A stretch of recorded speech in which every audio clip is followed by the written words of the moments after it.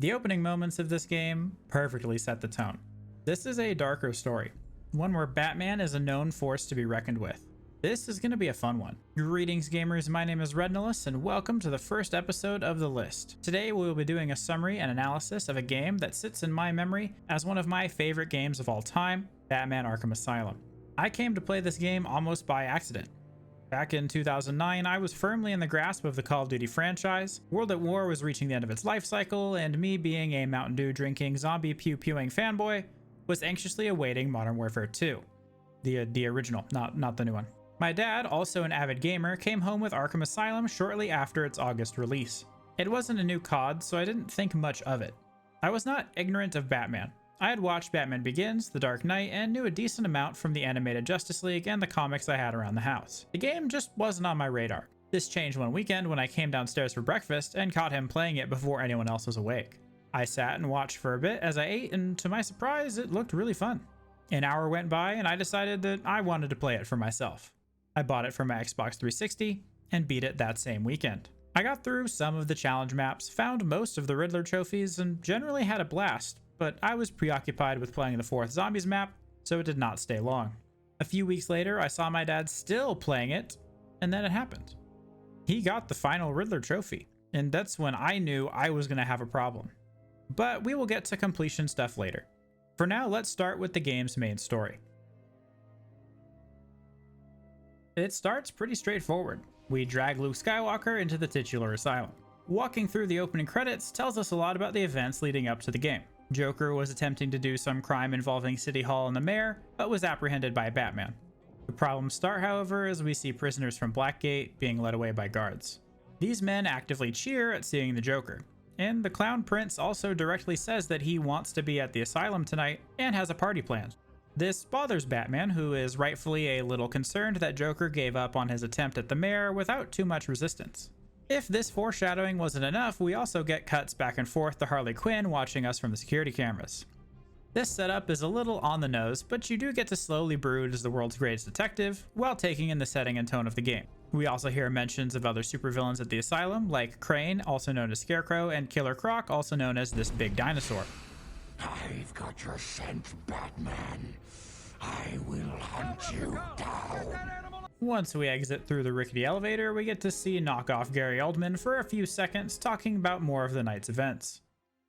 Joker invades City Hall and holds the mayor hostage, leaving it to me to juggle SWAT teams, the media, and you. Yeah, it's been a hell of a night. Hopefully the last one we'll ever have with him. Yeah, right. Unfortunately, Batman cannot follow Joker beyond this point, so he stays behind to watch the nurses and guards finish onboarding him. This peace and quiet lasts for about 5 seconds before, to no one's great surprise, Joker escapes by choking out the one and only guard that they had accompanying him. Harley opens the doors to the asylum control station, giving Joker control of all the cells in the area. Batman eventually breaks through the glass by sheer force of will and fist, and we get our first combat encounter. Let's talk about one of the things I think this game does exceptionally right. Rocksteady created a wonder with this system. Man, is it satisfying to dance through groups of enemies doing flips, finishing moves, and generally looking amazing while doing all of it. When I see comic strips of Batman walking into a room with 20 people and walking out victorious, this is almost exactly what I imagine. At this point in the game, our combat is 4 buttons. Press A to dodge, X to punch, B to bamboozle, and Y to counter. Typically, enemies that attack you will have blue lightning bolts over their head. As we are playing the game on hard, they do not. Instead, you have to read their animations and counter based on those. By countering enemies, you stop them from doing damage and do some in return, keeping your combo count up. As far as I can tell, only one enemy can really attack you at a time in this game, except for some special circumstances, so as long as you are not blindly spamming the button, you can always press counter in time to save yourself from damage and to keep your combo. That brings up the combo system. Combo really only serves the purposes of reaching thresholds to do either an instant kill takedown or for accumulating absurd amounts of points in combat challenge maps.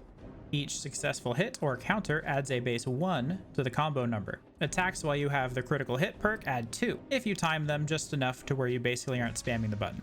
You keep combo alive while you are dodging, stunning with your cape, or using in-combat gadgets, but these do not always add to the counter.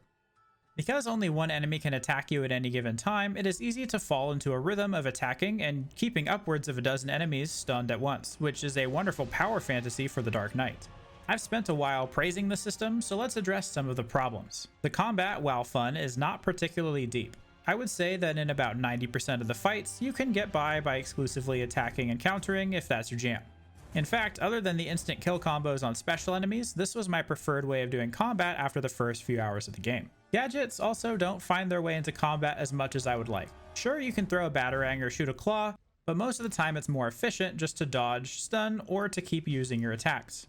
Not being able to use the gadgets really doesn't feed into the power fantasy as much as I would like. Another issue I have with combat is that enemy types feel more like gimmicks than real threats in the first game. Because only one enemy can attack you at a given time, I often ignore special enemies until I have an instant kill move rather than doing their intended mechanics. This goes doubly so for mini bosses, but that's a conversation we're going to have in just a few more minutes. I know that the system gets heavily expanded upon in later games, so for now we will say that combat is an enjoyable arcade-like experience that also has some rhythm game aspects with keeping up combo. Let's get back to the main story. After beating back the Joker's goons, he's on the run again. Some taunting ensues and he dares us to follow after him. Even though all of us, including Gordon, know that this is going to be a trap, we have to stop him, so we pursue. Along the way, we listen in to the radio chatter from guards of the asylum. These snippets tell us that the attack is not only isolated to the intensive care unit we are in, but is now encompassing the whole island. The prisoners shipped in from Blackgate are putting the entire facility under siege. We run into some Arkham guards who are putting up a meager resistance, and that's being generous. Most, if not all of the time you see Arkham guards in this game, we will be saving them from whatever trouble they got themselves into. Case in point, we take 3 more steps forward and find guards stuck as one of them is getting captured. In this case, they ran into Batman's favorite serial killer with a knife, Victor Zsasz. He has taken a hostage and is threatening to kill him if he sees anything that even resembles a bat. This is where we learn another integral mechanic of the game. We can hang on to gargoyles and grapple between them to remain unseen from our foes. It's a good idea having a stealthy safe haven, although I do find it a little hard on my suspension of disbelief that there are so many conveniently placed gargoyles. We grapple behind the lunatic and glide kick him. This doesn't actually knock him out, so we have to learn that goons on the floor can be knocked out by using a ground takedown, which we will be calling a ground pound from here on out. As we do, we get another broadcast from Harley showing us that she has now captured Warden Quincy Sharp. Our list of things we have to do grows ever longer. For now, we chase after the man in charge. After rubbing Zaz's face into the dirt, we get our first transmission from Oracle, or Barbara Gordon. She is the daughter of the police commissioner and is Batman's technical and logistic support after she herself became paralyzed. Before that, she was also known as Batgirl. Barbara informs us of some of the chaos happening off-island. Joker has planted explosives throughout Gotham and is threatening to blow them up if anyone disturbs what is happening on Arkham Island. Batman explains that these are likely a farce, and we keep moving. We catch up to Joker doing his best Monsters Inc. impression as he's standing on top of a holding cell. He releases our first true mini-boss, a Titan-infected henchman. This being the first one that we fight, we aren't immediately told what to do. The only hint given is that we can dodge out of the way, and we quickly find out that any attempt to hit it will often lead to us getting slapped around. The correct way to fight these is to throw a batarang at them as they run, and then dodge out of the way so they hit the nearby wall. This does a little bit of damage to them, but it also leaves them stunned for you to beat up on them for additional damage. It's not a bad design for a boss fight, honestly, but as you will see, this is going to get stale rather quickly. Surviving long enough, the henchman can't withstand the power of the toxin and collapses on his own. Joker rests on top of the cell and offers Batman a chance to take him down once and for all. This is only 30 minutes into the game, so obviously we don't do that. The Caped Crusader also has that pesky rule where he doesn't kill people. We will ignore the fact that in the process of getting here, we have most definitely broken at least 2 men's backs, but I digress. Batman basically lets him go, and not 15 seconds later, we get a broadcast from the Joker. That prison car must have absolutely been jetting him through the building. The broadcast shows us that Joker has taken Gordon hostage. Well, without Joker and both the Warden and Gordon both in custody, we have some things to do. Our first step is to find Gordon. He has been kidnapped by one of the guards that Joker bought out, a drunkard named Frank Boyles. Here we get to use detective mode, which is our way of finding evidence on the floor and putting it into our tracker that Batman has on his cowl. We find traces of bourbon that the guard was drinking and follow it through the intensive care building on the trail. Eventually we come upon this large room and get our introduction to the second mission type, stealth missions. Stealth is like combat in that it is one of the defining features of this series. Finding ways to creatively take out a room full of armed people without being detected is one of those things that really make you feel like Batman. We don't have a ton of upgrades at the moment, so for now we're basically relegated to the gargoyles up top or slinking around on the floor, getting behind people, and then taking them out silently. Once the room is clear, we find the man who kidnapped Gordon, but it seems that Joker got wise to the fact that we were chasing him because of his alcoholism. While figuring out our next move, we get a call from the true villain of the Arkham series, the man responsible for my compulsion to solve every puzzle and to pick up every green question mark in the game.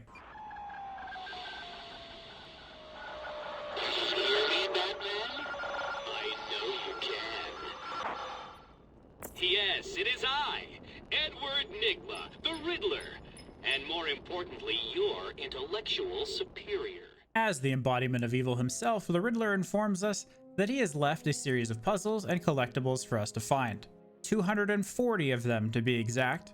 These take the forms of chattering Joker teeth that you have to batarang, green Riddler trophies scattered in hidden locations, hidden ink question marks that you have to align from various angles in detective mode, solving the puzzle of the spirit of Amadeus Arkham, and riddles based on characters and the locations that we are in. We will leave this here for now and return to chasing Gordon. A nearby guard opens a door and allows us to escape from the intensive treatment building to get our first look at Arkham Island.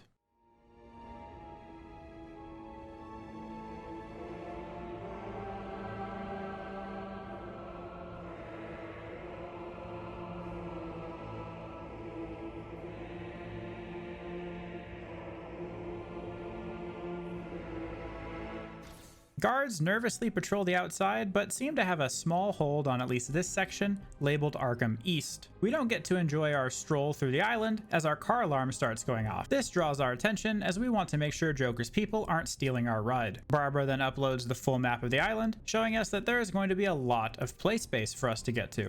By the time we reach them, they are beating at the doors, trying to get to our leftovers in the back seat. Naturally, we won't allow it. We defeat them, but there's still no Gordon to be seen. The Caped Crusader reminds us to get our explosive gel from the back seat of the Batmobile. This is our first new tool, and a good time to mention that in addition to a superhero action game, we are also in a Metroidvania. For those of you who aren't familiar with the term, basically it means we cannot complete the game with the tools we have at the start, and we'll be getting new ones that allow us to complete puzzles and progress where we otherwise could not. The explosive gel lets us break through weakened portions of walls, floors, and ceilings.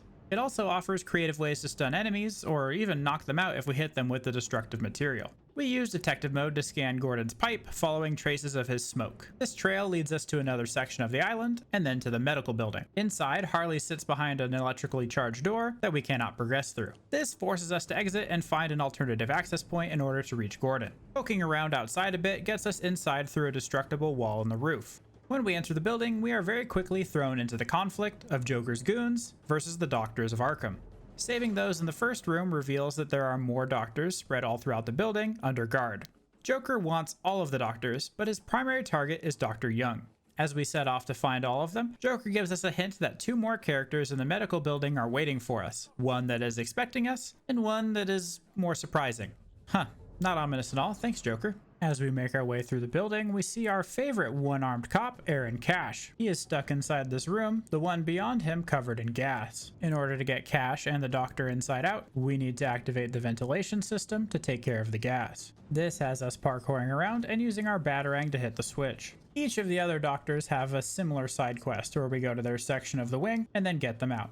The main doctor of interest is Dr. Young. When we find Dr. Young, she's being held at gunpoint in a small room by 4 armed guards. Really excessive if you ask me, but it does leave them perfectly open to play with our new gel toy. We become the life of the party and then talk to Dr. Young. She is very little help, surprisingly. We know that Joker wants her, but for the moment, she needs to find her notes and escape this building. We instruct Officer Cash and the medical staff to head to the mansion to locate those notes, as we make our way to the bottom floors of the medical building in search of Barbara's dad. It appears, though, that the elevator is not safe. Oh, think about it. I got you trapped in a little metal box, hanging precariously over a deadly drop. What say I just blow the emergency brakes and drop you like a sack of puppies? Say good night, bats. Boom! Only kidding. Got a few more surprises in store for you. Prepare to face your fears. Aha, Joker, you're so funny. Immediately upon reaching the bottom floor, we get our introduction to our next big supervillain, Scarecrow. His unfortunate test subjects are crying out to escape, but cannot. As we move through this floor, we see that things are only getting stranger. Batman's eyes turn noticeably red. We see Gordon ripped from our field of view, begging us to help. The camera tilts, making us walk upwards at a slant. And most notable of all, the music seems to be getting much more eerie.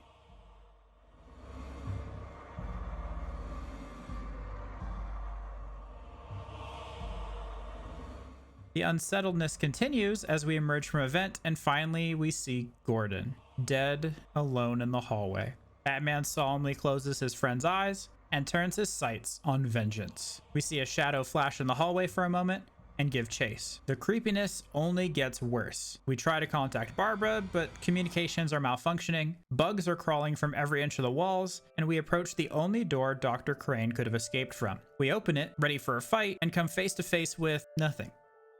There's no jump scare, no clue, just an empty room. Venturing forward, we start to hear voices.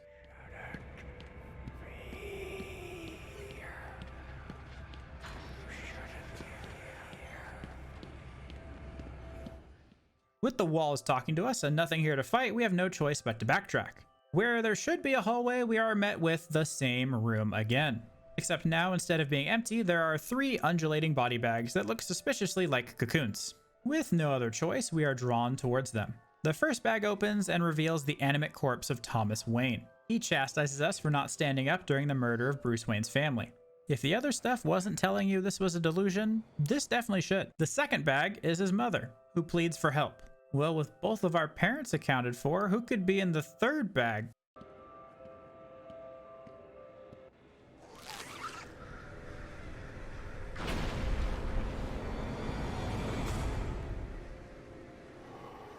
We are now in the realm of the Scarecrow. Scarecrow's dream world is a relatively straightforward mission from a mechanic standpoint. In order to escape this nightmare, we need to avoid Scarecrow's gaze while completing a short parkour course. As long as you time it right and know generally how Batman moves, these sections are short. And even if you don't, the checkpoints here are pretty generous. The goal is to get from the bottom floor to the top and shine a light onto Scarecrow. Once we do so, the vision breaks and we emerge victorious, but Scarecrow is nowhere to be found for now. Before we move on, I want to address these nightmare sequences. The Scarecrow sections are a great change of pace. Playing this game for the first time, I remember loving when I recognized that these sections were coming.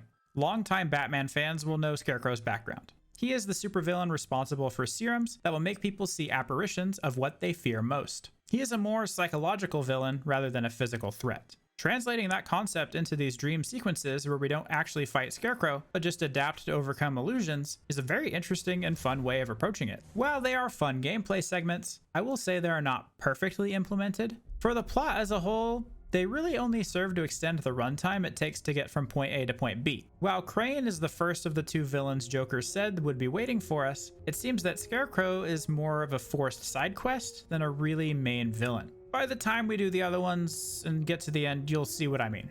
Emerging from the dream world leaves us back in the morgue, but for real this time. Backtracking, we find that Gordon is not dead in the hall, and the body out there was simply shown to us as Gordon as one of Scarecrow's illusions. A little more investigating, we find our way to where Harley is keeping Gordon. We drop in for a visit, and Gordon tells us that there is something else important being held in this room.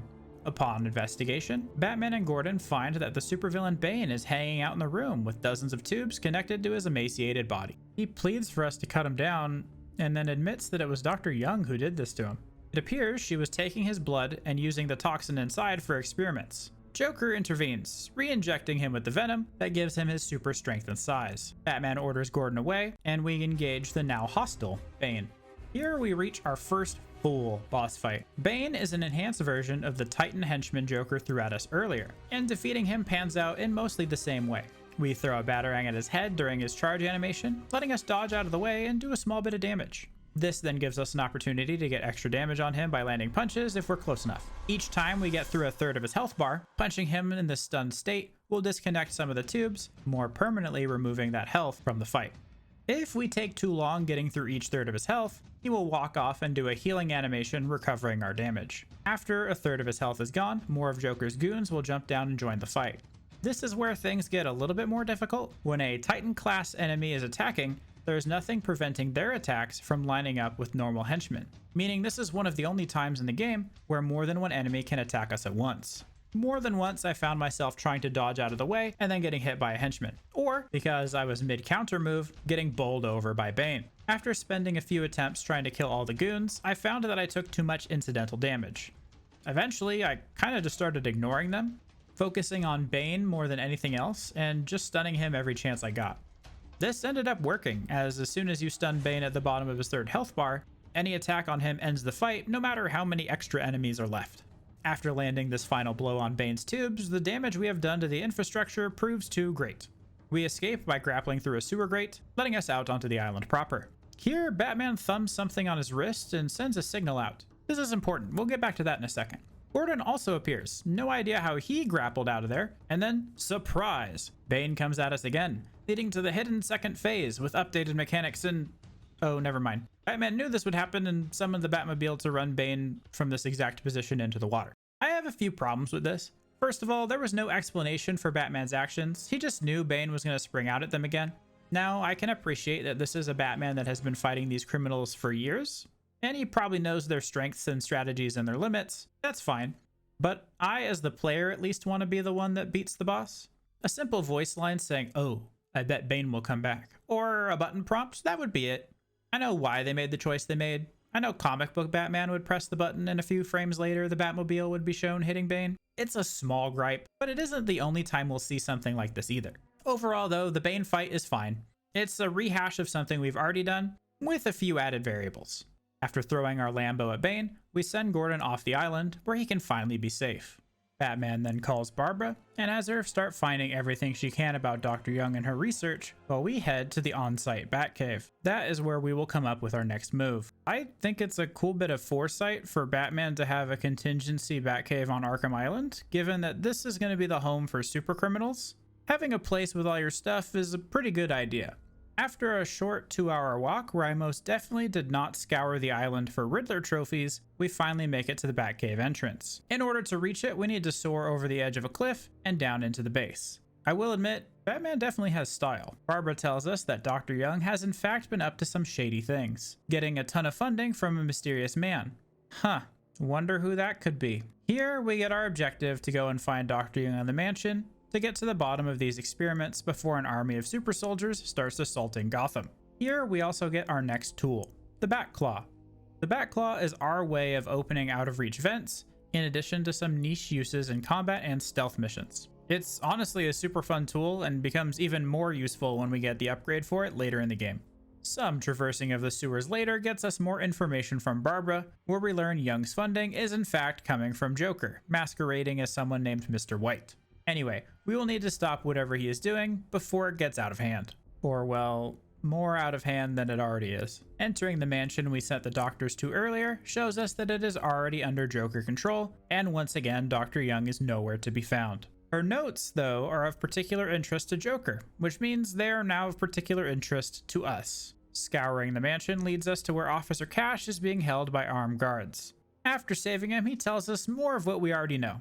Mansion is filled with Joker's people, everyone's been taken prisoner again, Dr. Young is gone, she's looking for her notes. The same song and dance as the medical building, really. Time to do what we do best and save everyone. Along the way, we find Dr. Young's office, and that lets us scan for her handprint. This in turn lets us calibrate the cowl to follow her handprints throughout the mansion. We follow her from one side to the other and finally catch up to them in the library, which is currently home to 2 captured Arkham staff. We stop a gag Joker trap and finally find the scrap of paper that contains the Titan formula. Batman then does the most logical thing I can think of and sprays it with explosive gel, setting the paper on fire immediately. Well, at least that way no one gets the notes. A little dramatic, but that's definitely one way to get rid of some paper. While leaving the room, a hissing sound envelops us and Batman starts to cough. The hallway beyond greets us with an ominous laugh, and wouldn't you know it, we have run into our old pal Scarecrow again. In this sequence, the mansion hallway gradually gives way to the very alley where Bruce's parents were murdered.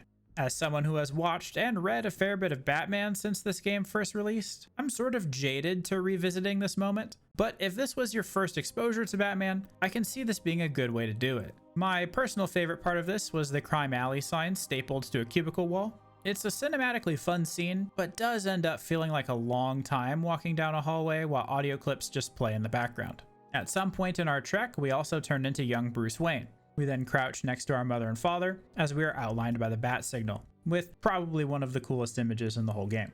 We then open a door and are again in the Scarecrow dream world. The premise of this one is the same as the other. Run from cover to cover, avoid giant Scarecrow, reach the searchlight at the end, shine it in his face, and win. I guess there is a small change. Enemies are added here. They are skeletons rising from the ground with incredibly low health. They don't really add anything to this sequence, as Scarecrow can't see us really while they're fighting us, and they go down very quickly.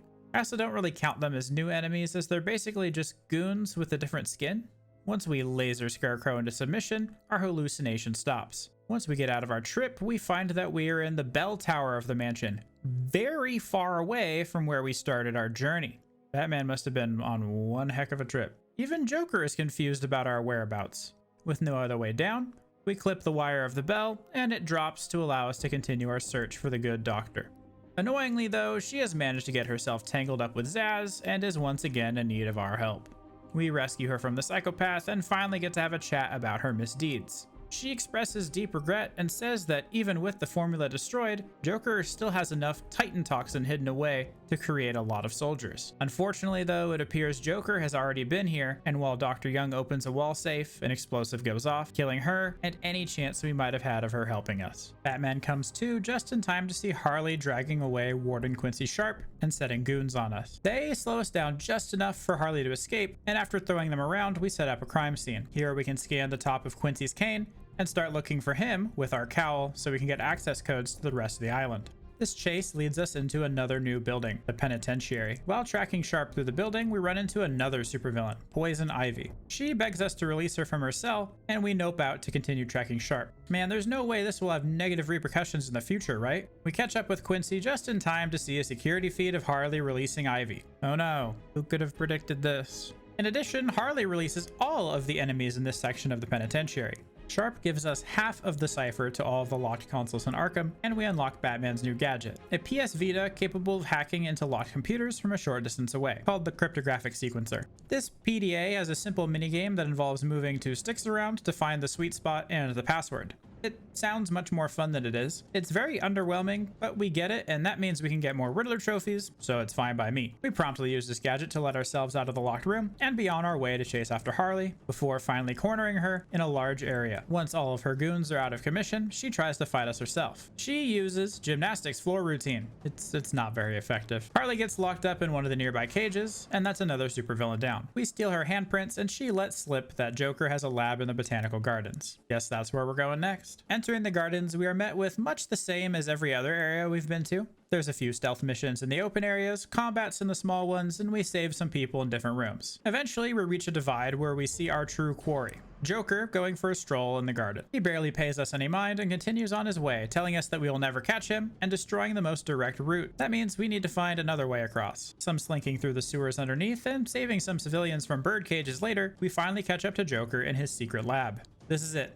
The moment we've been waiting for. The final confrontation, and oh, he's gone. Joker slips away, shooting his two guards with Titan Serum and leaving us to deal with them. Fighting the two of them is only slightly more difficult than fighting one, as you can line them up so they can hit each other or ride on their backs like a cowboy for free damage on the second one, while you yourself cannot get hit. I did take this opportunity to kill one of these without using a batarang for an achievement, then finished off the other one pretty easily. After narrowly defeating the ambush, we call Oracle to inform her that while we destroyed the production of the chemical in the fighting, Joker has escaped with a sizable amount of it, more than enough to be dangerous. Our best bet is to find a way to fight the toxin, likely a plant. Luckily, we happen to know a plant-based supervillain that recently got released from her captivity. We have a sample of Ivy's pheromones from a previous fight, and we can use that to help track her down. We cannot go back the way we came, however, as an impassable divide stands before us. With no way to cross, Batman calls in the Batwing to drop us another of our tools. Gotta admit, as weird as it is we cannot jump and grapple the gap, getting airdropped a fun new toy is always appreciated. The line launcher serves as a way to cross large horizontal gaps. As with most tools, it is immediately useful for backtracking to the garden portion of the map. Unfortunately, this gadget only has a few places in this game to fit its niche. Lucky for us, Ivy is not far away and gives us the information we need after we threaten to go scorched earth on all of her plant life. The only problem is, the plant that she needs is not in the garden. It is in Killer Croc's lair, a place we have heard about a few times throughout the game, but have not yet been able to locate. We leave Ivy heading to ask Officer Cash for more information on where that is. This next clip is not relevant for the story at all, but I love seeing how gadgets sometimes have funny interactions. Ziplining through taunting goons is always a good time. Exiting the garden shows us that large portions of the island are now covered in hostile flowers. Wonder who's doing this? Oh well, nothing to worry about. We need to go hunt a giant croc. It's a short trip to the mansion, and we make our way through the giant plants and use our fancy zipline through rooms covered in lethal spores to reach Cash. He tells us where the lair is, and we need to head back to the intensive care unit. Now, while we make our way to Croc, I think it's a good time to mention one of the more important parts of this game.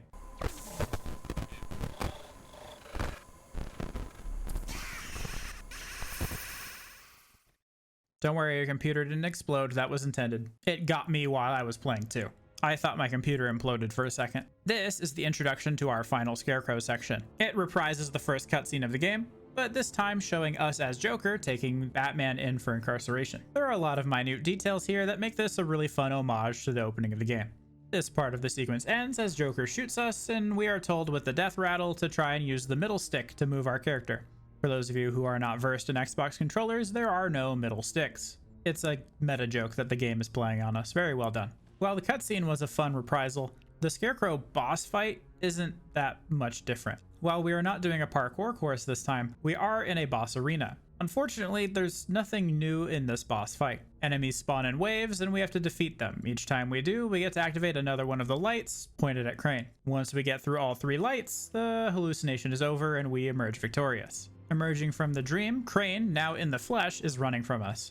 Conveniently though, he is taking the elevator down to the sewers, the same place we need to go to find Croc. We give chase and eventually catch up with him at the edge of this waterway. Here he threatens to drop his serum into the water, infecting all the people of Gotham with the fear toxin. Now I've seen Batman Begins, so this is a genuinely terrifying concept. Lucky for us, Scarecrow cannot carry out his plan of simply dropping a pouch into the water because Croc leaps up from the sewer, Croc, and attacks Scarecrow. The pouch drops harmlessly to the floor, and we rebuff Croc by throwing a batarang at his electronic necklace. Another supervillain down, I think. A few ziplines later, and the world's greatest detective enters Croc's lair. Hey, remember that time in the Bane fight Batman did something inexplicable that we didn't have any part of? Good, keep that in the back of your mind for now. Batman placed something on the pipe we've never seen, and then lays an excessive amount of explosive gel on the floor. Any attempt to detonate it here is denied, but I guess this will come in handy later. With no other options, we press on. Croc is an interesting encounter. I wouldn't count it as a true boss fight, as we never really fight him, but in the grand course of this game, this is one of the few times we have a genuine interaction with a supervillain directly, so it's an encounter at best. Croc can attack us in 2 main ways. Occasionally, he will jump out of the water in front of us and charge. Throwing a batarang at him will shock him, tipping him back into the water. His second attack will come from below. He will destroy platforms behind us, forcing us to run forward to avoid getting dropped into the water. Until one of these 2 things happens, all we can do is walk slowly, ever onward to collect a spore sample. Only after reaching the first one do we realize that there isn't enough in a single sample, and we need to do this a few more times to make the antidote. This idea is novel for the first few minutes. After that, it's just tedious. When you are slow walking for 10 minutes, it loses its fun. Once we have completed our search for biomatter, we can make the long trek back to the entrance. Turns out that the thing Batman put on the pipe is a sonar emitter. This is a very cool tool, which I wish we saw in other places. I get that Batman has a lot of MacGuffins in his tool belt, but I would have at least liked this to exist outside this encounter to give it a reason to exist. That way it doesn't just feel like the magic solution to our problem. Once we reach a certain distance to the door, Croc knows exactly where we are and launches a final attack. Here we have to play Temple Run until we reach the door, which, oh no, closes in front of us, barring our escape. Whatever will we do? Guess it's time for a real final fight and... oh, never mind. Bye, Croc. Well, I guess it could have been worse. Well, back to the stuff the game actually wants us to do. We contact Oracle, telling her that we have enough spores, and she tells us that the island is getting some weird seismic activity, likely due to Ivy throwing mutated plants everywhere. Lucky for us, we are already in the sewers, so the Bat Cave is just a short jaunt away. Inside the cave, we manage to synthesize a small amount of the serum before Ivy sends tendrils of her plants in there to destroy the cave. Taking what little antidote we have, we jump away. Hopefully we don't need to use this very soon, right? Right? Anyway, now that we are momentarily safe from danger, Batman takes this time to do some arts and crafts and give us our final tool of the game, the Ultra Batclaw. It's just like the normal Batclaw, except now it shoots out 3 tethers instead of just 1 and can pull down heavier objects. This means that the whole game is now open to us as we have every tool to find challenges and puzzles. Exiting the Batcave, we head for the source of these dangerous plants. Because her babies are blocking us from going out the way we normally would, we have to exit through sewer pump rooms. This ends up being a worthwhile detour though, as Joker needs these to continue his plans with the toxin. So disabling these is a 2 birds 1 stone situation. There are a few pumps we have to turn off. We calmly persuade the first group to turn off their respective pump, and it's a lengthy philosophical debate, but we turn out to be the better spokesperson. We do something similar with the second group. We simply show them how unsafe their working environment is, and they really should just shut the pump down before OSHA gets here. Joker is amazed by our problem-solving abilities and sends us a token of his regards. I can't wait to see what it is. The ensuing mini-boss fight is exactly the same as all the previous ones. Big dude charges at us, small guys are annoying, eventually we come out on top. At this point in the game, these fights are becoming really repetitive, and I'm hoping for some boss variety. It actually makes me wish that they had smaller health pools so the fights will be over quicker. We emerge from the pump rooms to see the whole of the island infested with plant spores. As this is the first new enemy we have seen in about 3 hours, I'm totally fine with them. They're also a good preview for some small part of the impending fight with Ivy. Our trek through the foliage brings us back into the gardens, which are now even more overrun with plants than the last time. Ivy herself beckons us toward a confrontation with her, and we happily oblige. In the room just before her, we see a little bit of her hand, however. There are 2 Arkham guards infected that come and attack us. The Ivy boss is, I think, one of the only true boss fights in this game, and I'll let this scene speak for itself.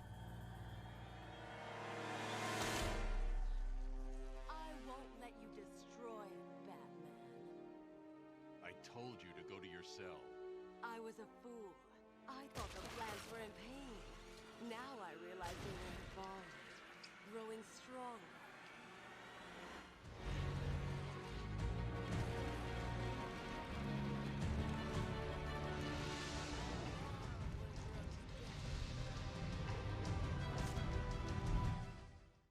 This does not feel like it belongs in this game, but that's not a bad thing. This is a fight with mechanics, attack patterns you have to learn, multiple phases, and things that are noticeably different from the other fights in this game. All of this combines to create something truly unique. Let's talk about the mechanics of this fight. Ivy is obviously our target, but she is hidden behind a shield that batarangs cannot pierce.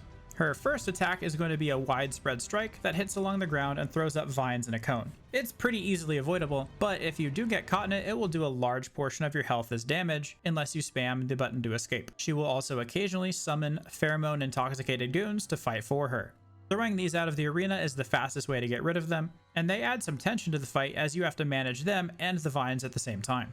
Once you've cleaned up all the small guys, Ivy raises herself up into the air and starts shooting down the same energy balls we saw on the plants outside. After a few shots, she takes the time to open her shield to gloat. That is your opening to throw a batarang at her. Getting the timing just right awards you with a little bit of damage, and the process repeats. Doing this enough times will cause Ivy to fall to the ground, weakened. In order to stagger her, her shields need to be sprayed with explosive gel.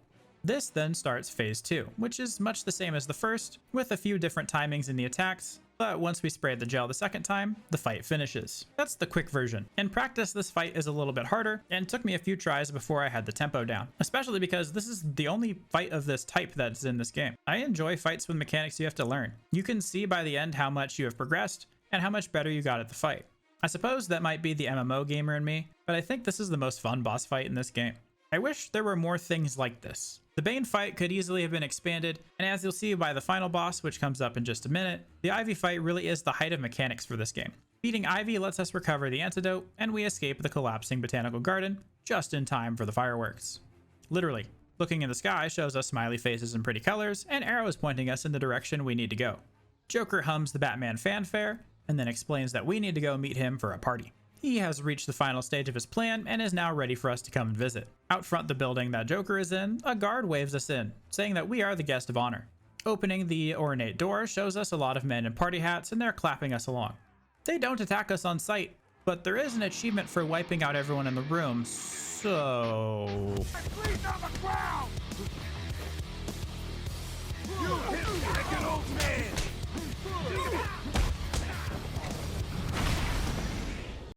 What? What happened? I blacked out. After crashing the party, we head into the room on the far side of the hall. A TV sits on top a pretty accurate likeness of the Joker, telling us that he has some exciting plans for tonight. This is what the game has been building up to all night. I know it's not intended as a fourth wall break here, but it's a nice touch. Surprise! It wasn't a mannequin, it's Joker himself. He leaves us a TV as our parting gift and starts counting down. Now, I've seen enough comic book movies to know that this cannot be good, but there's nothing for us to do and nowhere for us to go until it reaches 0.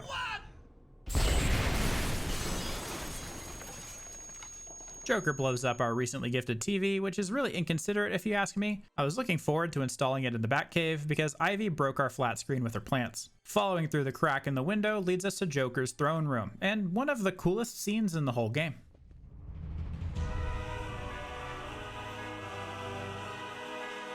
Why didn't you stop Batman? Me? It was your plan, you goofy clown.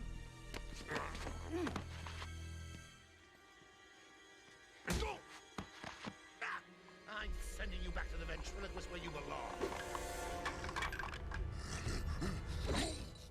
Unfortunately, I cannot say the same thing for the fight that follows.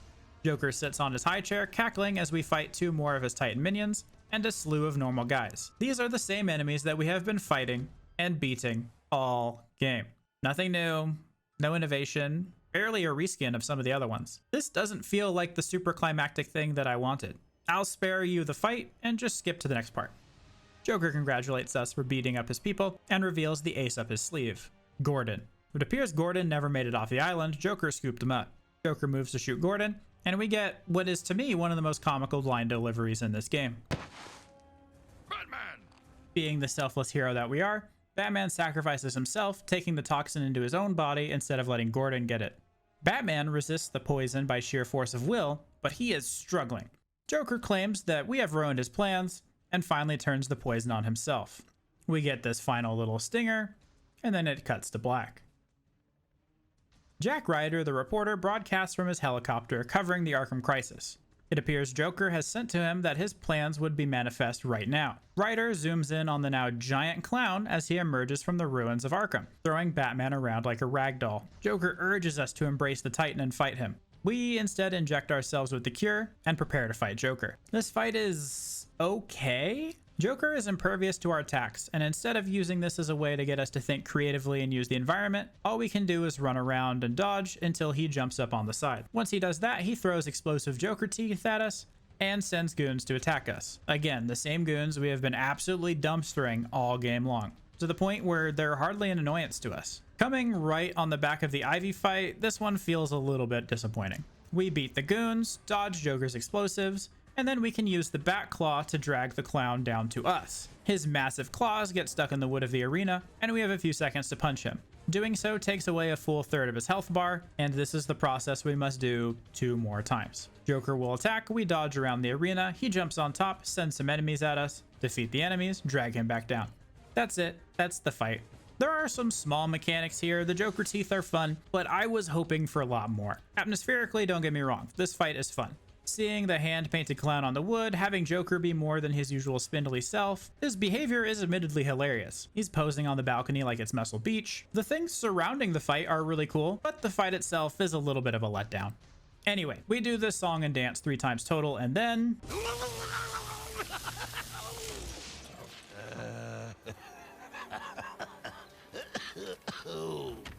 I can take it. I can take anything you throw at me, Bats. You can't beat me. I'm actually going to win. Ready for the next round? Always. What? I'll never let you win. Never.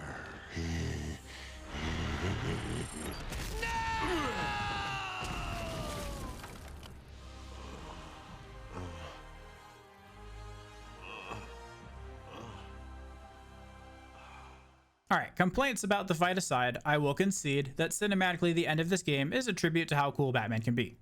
The epilogue puts us into the shoes of Gordon as he talks to Barbara. He gives us our tapestry ending, where we see the results of the main points of the game. The GCPD storm the island, regaining control. Titan-enhanced baddies are slowly transforming back as they run out of the chemical in their blood. The Joker likewise returns to normal, but it looks like it's a pretty painful experience. Even Titan-enhanced, it appears an explosive punch to the face is likely to cause some dental pain.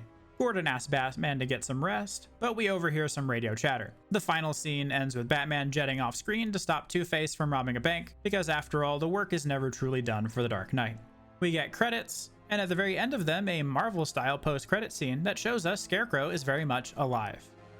Let's digest the story before we move on. As a whole, I think the story's pretty good. It's very Saturday morning cartoon. Batman shows up, the situation happens, there are a lot of supervillains that are all about trying to get on their maniacal plans. We go and stop them. If you were looking for a deep philosophical narrative, this is not the game or story for you. That does not discount from the fact that the story is really fun.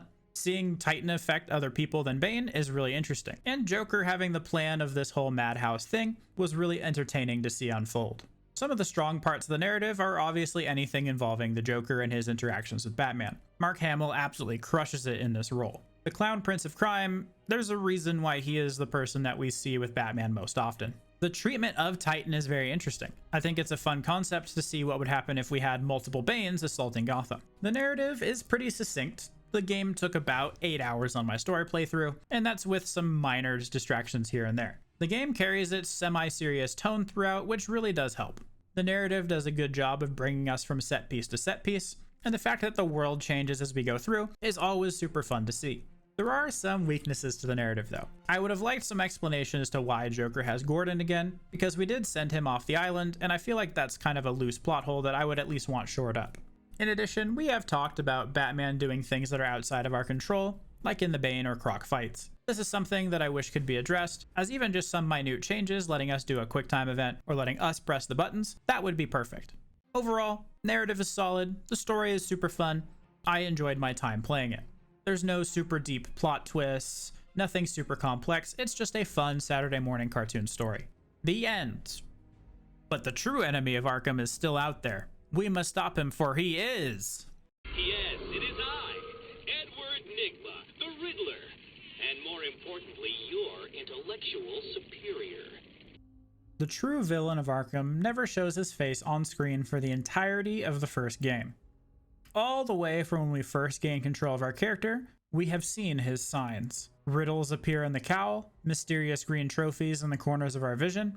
Then when we finally catch up to Frank Boyles, the Riddler contacts us, daring us to find him. So we do. And the quest to locate him took longer than the main story.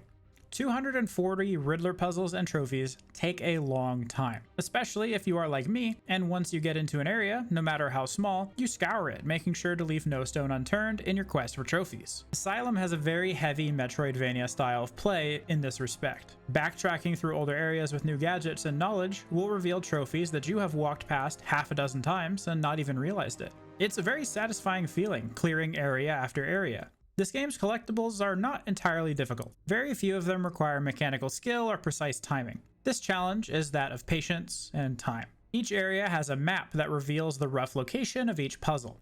There is also a dedicated screen on the menu that shows you by area what you have or have not collected. This makes finding the Riddler puzzles without a guide relatively easy and straightforward. None of them felt unobtainable once you got the right tools. I would say there are only 3 that I felt I needed a guide for, and once I found them, I felt supremely stupid. Given enough time and practice, they're all obtainable without spending hours watching collection videos, but I'm not going to shame you. If you want to read through a guide and do it, by all means. It'll expedite the process by at least an hour or 2. Most of the collectibles don't serve a specific purpose other than awarding you player XP, but many are also tied to extra progress. Some unlock challenge maps, concept art, or character trophies. Still others add explanations to the main story, fleshing it out more. These are the Spirit of Arkham story and the voice tapes. The voice tapes you find explain different character stories leading up to Joker's breakout of the island. For Harley's tapes, it's her story of falling in love with the Joker and leaving behind the persona of Harleen Quinzel. For Ivy, it's her seducing a doctor and her attempts to escape the island. For Zaz, it's his escape and subsequent murder of a doctor who tormented him, and so on for all the characters. I would highly recommend listening to these either in your own playthrough or on YouTube, as the individual stories are very good. but we won't be going through all of them here. The Spirit of Arkham puzzle is one of the longer ones. Finding these tombstone-like engravings with the Arkham spider on it lead to voiceovers of what is supposed to be the mysterious spirit or successor of the Asylum's founder. The only problem with this is the voice actor is obviously Tom Kane, the same as our warden Quincy Sharp. If you have played any video games made from about the 2000s to now, especially Star Wars ones, you have heard Tom Kane's voice before. The man's as prolific a voice actor as they come. I mean, come on, he was even in Fortnite. If anything, having a creepy cryptic story be from one of the characters who got jumped by Harley made me wonder if it really was the same person. Funny story. Technically, he isn't. It's sort of a case of dual personality. Part of Quincy wants to murder and cleanse the city of Gotham, and the other is the more public-facing warden Quincy Sharp. Again, like the audio tapes, it's well worth a listen to. As we progress through the collection of various stones, trophies, and glowing items, Riddler will occasionally chide us, telling us that the puzzles are too easy and he's glad we found that one because we were meant to. You are performing just below my predicted expectations. At this rate, you'll never beat me. But as we get more and more, he gets more desperate. So much so that he even insults us. He breaks the fourth wall asking if we are cheating and looking up the solution on the internet. And then eventually you will find the final puzzle. What? You did it? You must have cheated. There is no way you could have beaten me. Well, you asked for it, Batman. My final challenge for the whole of Gotham is just seconds away. What? Sirens. The police. You cheated, Batman. You couldn't have outsmarted me. Police, open up! No. I said open the door, now! No! Down on the ground! Down on the ground! No! Tell me, how did you work out where I was? Do you hear me? I, Edward Nigma, And with that, the true villain is defeated. The Riddler trophies have really become an iconic part of this series, and they were implemented about as well as they could in this first game. There were enough of them to feel like a challenge, but some of them did feel annoying. Riddler chiding you as you progress made it feel as if we were closing on him slowly, and the backtracking you have to do is actually less than you think if you're picking your way through trophies as you go. It is very easy for collectibles in a game to become obnoxious, but this one does not yet cross that line.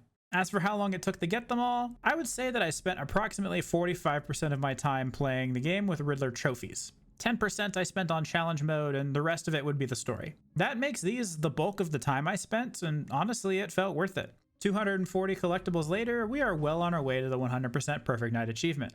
I will give this a small critique. A lot of the puzzles feel like they're placed haphazardly. For example, a lot of the Riddler trophies you can just blatantly see while walking around the map, so much so that they even show up in cutscenes. This is fine, but it does make it feel like this is a bit of an afterthought rather than the game being designed with these in mind. I'm not sure if that's how it worked out, but that's how it was presented to me.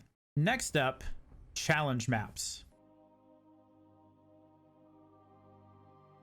Challenge maps are this game's version of an arcade mode. Quick, fast-paced, and self-contained. The missions come in two varieties, stealth and combat. Stealth offers challenges asking you to defeat Joker's goons in creative or specific ways to award a medal. Combat offers challenge in the form of point thresholds. Reaching those thresholds will award you a medal. Getting all of them will give you all 3. For both stealth and combat maps, to complete them fully, you need 3 medals.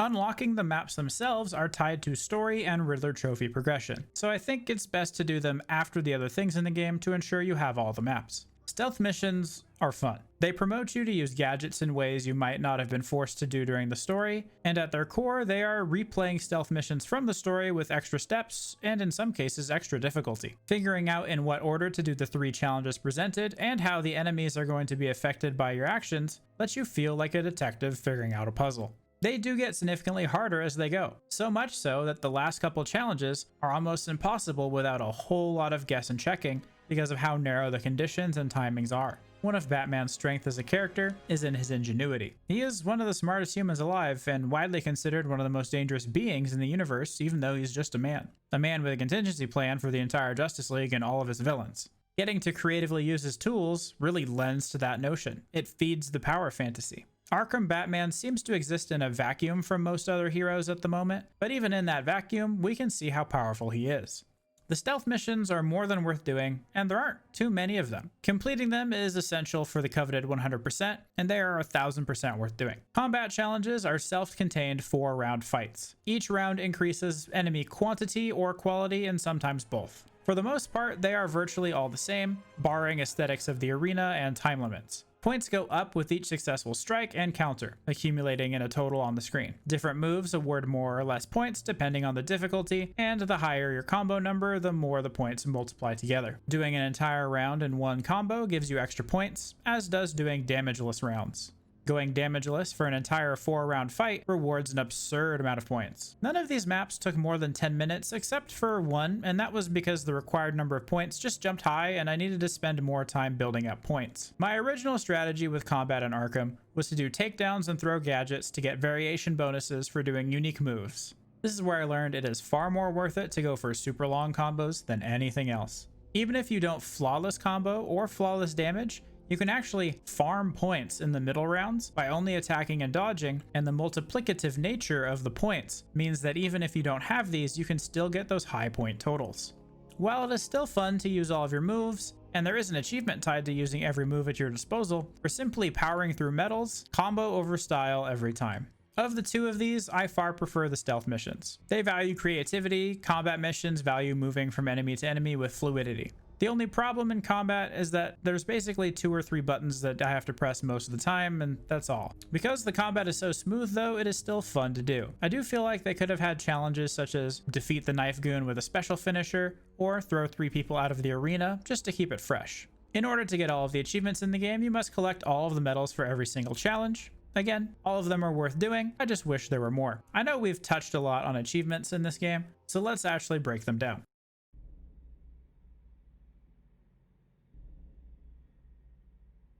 The majority of achievements in this game are tied to story, riddle, or challenge completions. These are the expected bunch for the Arkham series, but there are still some that are unique. These are things like Night Glider, an achievement which requires you to glide 100 meters in a single flight. The best place to do this was on top of the mansion tower, as it's the tallest building on the island, and I think it might be the only place to do it, as it felt tight even that high up. Rope-a-dope-a-dope requires you to do an inverted takedown on a henchman, then drop him near another to scare one. This one's not too bad, as inverted takedowns are one of the best moves for picking off isolated inmates, and it's just a creative way to use the system. Mano a mano requires you to defeat a Titan henchman without the use of batarangs. This one is quite difficult, especially if you are like me and did it the hard way. I did this achievement in the encounter with not 1 but 2 Titan henchmen. I thought being able to ride one around and hit the other would help, and while it did, I feel like doing it with a single henchman still might have been easier. Catch requires you to throw a remote batarang and then spin it around so Batman catches it.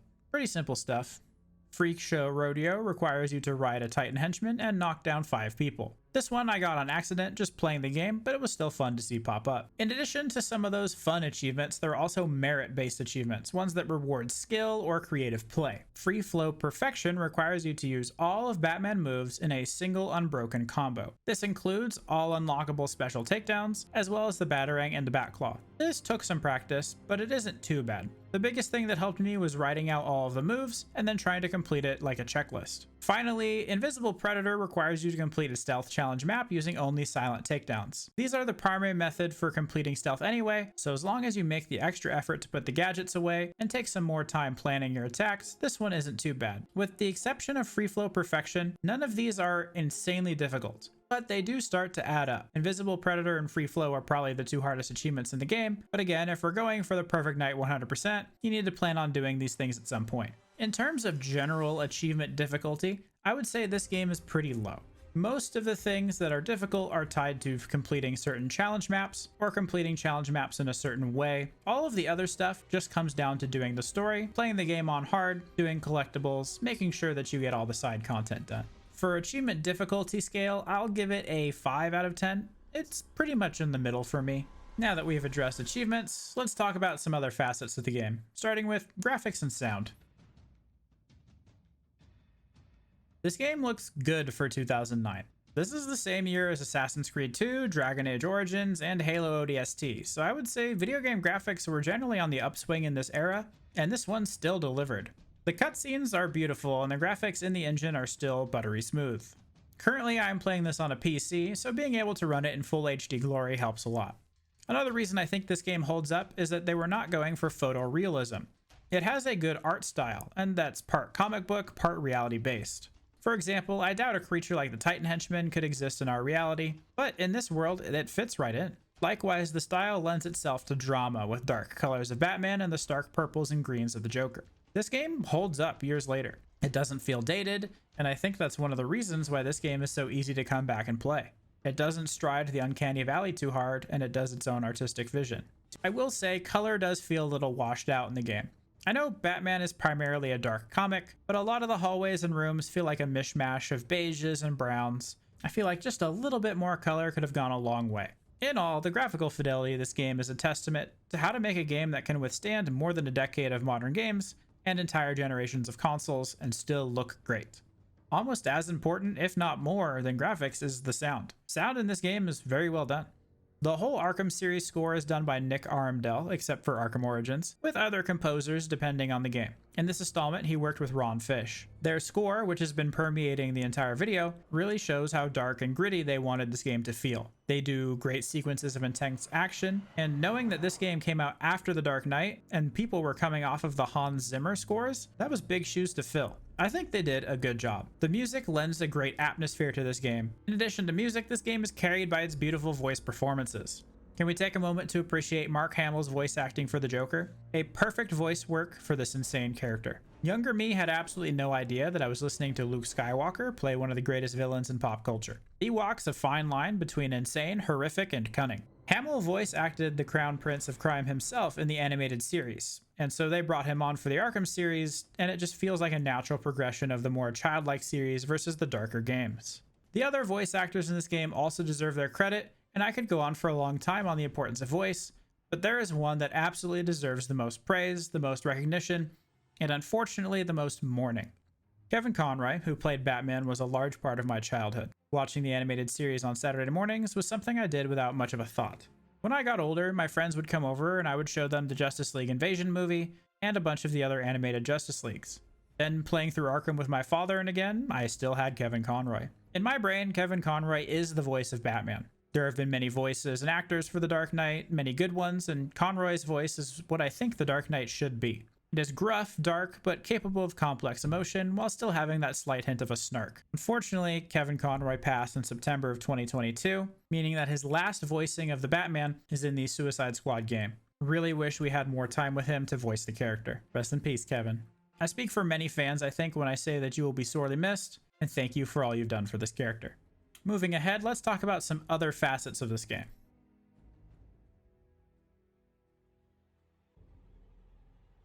Pacing in this game feels a little off. You get some basic exposition in the opening scene, then within 10 minutes of walking into the asylum, the island is under siege. Two of the main characters are kidnapped, and you've probably stumbled across collectibles. This game starts fast, much faster than I think it reasonably should. Joker shouldn't really be able to FaceTime us right after leaving our sightline, and Harley shouldn't have been able to abduct the warden immediately after we just saw him. All of this while Frank Boyle's kidnapped Gordon, who was less than 50 yards away. I think they kind of jumped the gun at the start, at least enough to draw my attention to it. Some of my suspension of disbelief was thrown out. Canonically, each of the Arkham games takes place over a single night, which I equate to being somewhere in the realm of 9 to 10 hours. With that in mind, and the fact that Joker has been planning this for months, I suppose I can forgive most of this. After this introduction though, the game I think is well paced. We always have a goal or a place to go, the option to backtrack or get sidetracked is always there, and you can always jump back into whatever you were doing once you're done with your collectibles. Mini-boss encounters periodically intersperse combat and stealth, and I think there's a good balance of both in the story. We get to explore new areas and witness the island changing, which always makes it feel like the game is moving forward. All of that, mixed with different supervillains pushing their agendas in interlocking ways, makes for a very interesting game. I would say the mid-game lasts from about when we leave the intensive care unit to when we go to the sewers to fight Croc.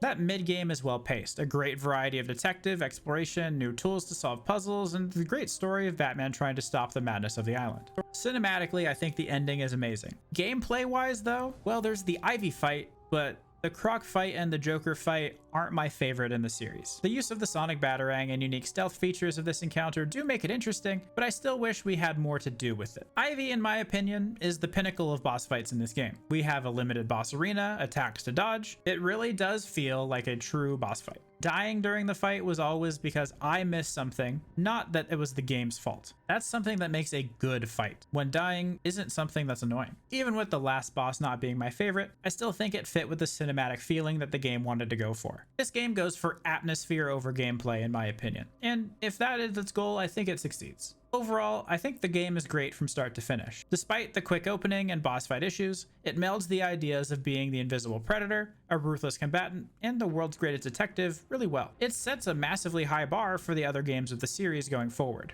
Next up, let's talk about Batman's utility belt. One of the marks of this series, and just Batman in general, are his tools. The Batarangs are likely the first tool you will use in the game. They lock on quickly in stealth, and have a quick tap ability in combat to throw just one in a pinch. Both feed the power fantasy of being Batman. There are a lot of offshoots to the base Batarang, with the closest being multi-Batarang. Over the course of the game, you can upgrade all the way to having 3 of them at once. Each of them are able to target a unique object or opponent, which means you're able to stun 3 enemies at once. And that is just as amazing as it sounds. The remote control Batarang is a fun gadget to mess around with. It has long range and good maneuverability. It has next to no applications in combat, and a few in stealth, but I feel that it's mostly in the game for puzzles.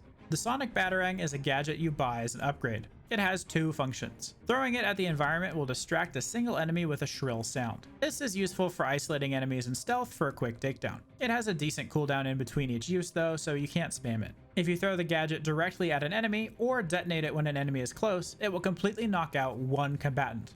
But this in turn prevents it from being used for the rest of that stealth encounter. The Sonic Batarang is not one we pick up through the story. It is exclusively obtained through leveling up Batman. This makes it feel missable as you could not go down that upgrade path, but as long as you are using that system, you'll find it. The grappling hook is another gadget that they basically had to get right for the Batman fantasy, and I think they did.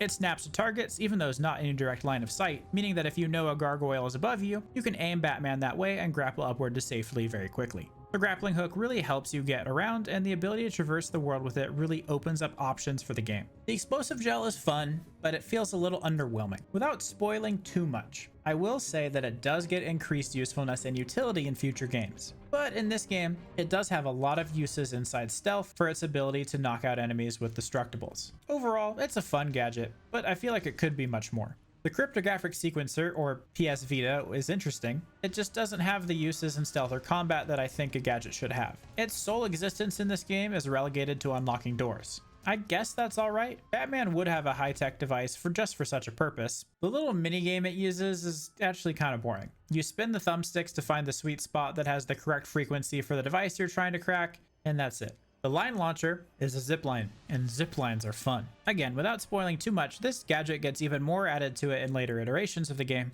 but for now, as a proof of concept, it's fine. It can lead to some epic moments where you zipline to knock an enemy off a ledge, and keep on your merry way. It's also fantastic for closing distances in the game, so you don't have to walk or glide through open areas. All of these together give you quite the kit to approach problems in the game, and it encourages you to come up with solutions that are unique to your strengths or devices that you like. Overall, they really do keep up with the power fantasy and make you feel like you are the Batman. Let's wrap this up, shall we? In conclusion, Arkham Asylum is a great game. Not a perfect game by any means, but definitely much more than the sum of its parts. It has a certain magic to it that's hard to describe. It sets a tone and sticks with it. Combined with many ambitiously designed systems that all flow together seamlessly, it creates one of the most atmospherically intense games of the time. There are no game-breaking bugs, and even though there might be a minor plot hole here and there, the narrative is really well done. It did what it came to do. It made you feel like Batman, introduced you to one of my favorite iterations of the Joker, and showed off amazing combat and stealth mechanics. Like I said, it's not perfect. The story is pretty one note. Batman shows up, beats some baddies, then flies away to beat up even more, but it also leaves it open for future games in the series, so that way we have more things to deal with. I feel like when I look back or talk about this game, what I often say is, oh yeah, Arkham Asylum, great game. But I didn't really have the detail to really tell you what made it great. Why did this game stick in my memory when so many others from this era didn't? I was so far removed from my last playthrough, like 10 years, that it felt really refreshing to jump back into it. It isn't a flawless masterpiece in my eyes, but it's still really good. I couldn't think of a better game to introduce the list series. It was a game that my father and I fawned over, a game that frustratingly stopped me from finishing it once upon a time, and is now completed down to every achievement, collectible, and medal. You could even say this game is pretty close to the perfect night. As we go through the list, I find myself ranking things together. So I figured we'd go ahead and put this on a generic tier list. As we go through the list, we will be adding all of the games to this list and see how they stack up with each other. Again, this is personal preference. I'm sure your tier list will end up looking a lot different than mine, and that's okay. Arkham Asylum though, overall I would put this game as an A. I'm sure some will argue for its placement as an S tier game, but I think it was an S tier game when it came out, and in the current day I think it's a solid A. Feel free to argue this peacefully in the comment section down below if you'd like. If you have made it this far in the video, I would first of all like to thank you. The list is a project I've wanted to do for years, and I'm very glad to see it come to fruition. This project would not be possible without the support of my family and friends, who, when I first came to them and said, hey, I want to do a series where I complete my backlog, first laughed and then said, okay, what are you gonna do? I appreciate all of you, and thank you for the continued support as I move through this series. Please hit any buttons you think this video deserves so we can grow the channel and more people can see this content. Next episode, I'll be tackling this game's sequel, Arkham City. Thanks again for watching. This has been Rednolas, and I hope you guys have a great evening. Bye bye now.